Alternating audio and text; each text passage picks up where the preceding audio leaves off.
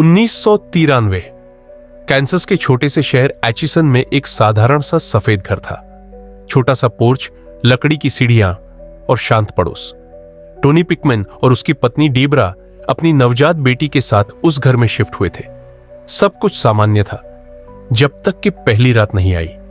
पहली रात के लगभग 2:30 बजे डेब्रा की नींद खुली। उसे लगा जैसे कोई बच्चा हंस रहा है। वो सोचकर मुस्कुराई कि शायद उसकी बेटी होगी, लेकिन बेटी तो गहरी नींद में थी। हंसी फिर आई, इस बार घर के दूसरे कमरे से। टोनी उठा, पूरे घर की तलाशी ली। कोई नहीं था। उन्होंने इसे नजरअंदाज किया, लेकिन उस रात के बाद घर में चीजें बदलने लगी। टीवी अपने आप ऑन हो जाता, बच्ची के खिलौने खुद हिलते, दीवारों पर खरोंच के निशान बनने लगे। टोनी पहले इन बातों को मजाक समझता था। वो कहता, पुराना घर है, आवाजें तो आएंगी। लेकिन एक रात टोनी सो रहा था। अचानक उसे अपने सीने पर भारी दबाव महसूस हुआ, जैसे कोई बैठा हो। उसने आंखें खोली। कमरे में कोई नहीं था, पर उसके सीने पर गहरे नाखूनों के ताजा निशान थे। खून बह रहा था। अगले कुछ हफ्तों में टोनी के शरीर पर बार बार खरोंचें आने लगी, कभी पीठ पर, कभी पेट पर, कभी गर्दन के पास। डॉक्टरों को दिखाया गया। उन्होंने कहा शायद खुद से लग गए होंगे, लेकिन निशान इतने गहरे थे कि खुद लगना संभव नहीं था। डेब्रा ने नोटिस किया ये हमले सिर्फ टोनी पर होते थे, जैसे कोई उसे नफरत से निशाना बना रहा हो। स्थानीय लोगों ने बताया कभी इस घर में एक छोटी बच्ची की मौत हुई थी। नाम था सैली। कहा जाता है वो गंभीर अपेंडिक्स दर्द से तड़प रही थी।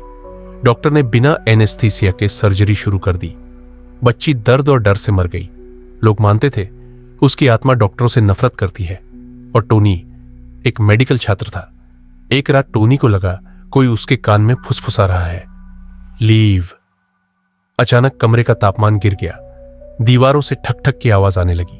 टोनी उठा और अचानक उसके पेट पर 3 गहरे कट उभर आए, जैसे किसी ने धारदार चीज से हमला किया हो। वो दर्द से चीखा। डेब्रा ने देखा खून फर्श पर टपक रहा था, लेकिन कमरे में कोई नहीं था। पैरानॉर्मल इन्वेस्टिगेटर्स को बुलाया गया। वीडियो कैमरे लगाए गए। रिकॉर्डिंग में दिखा दरवाजे अपने आप बंद हो रहे हैं, खिलौने फर्श पर खिसक रहे हैं। एक ऑडियो में हल्की बच्ची की आवाज रिकॉर्ड हुई, प्ले विथ मी।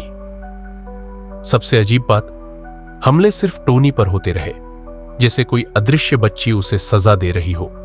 पर कुछ विशेषज्ञों का कहना था यह बच्ची नहीं थी, कोई और शक्ति थी जो बच्ची का रूप लेकर हमला कर रही थी, क्योंकि बच्ची की आत्मा इतनी हिंसक नहीं हो सकती। आखिरकार परिवार ने घर छोड़ दिया, लेकिन आज भी वो घर खड़ा है। लोग कहते हैं अगर आप रात में उसके पास खड़े हो तो अंदर से किसी बच्ची की हंसी सुनाई देती है, और कभी कभी खिड़की के पीछे एक छोटी परछाई दिखती है, जैसे कोई अब भी खेलना चाहती हो या बदला लेना चाहती हो।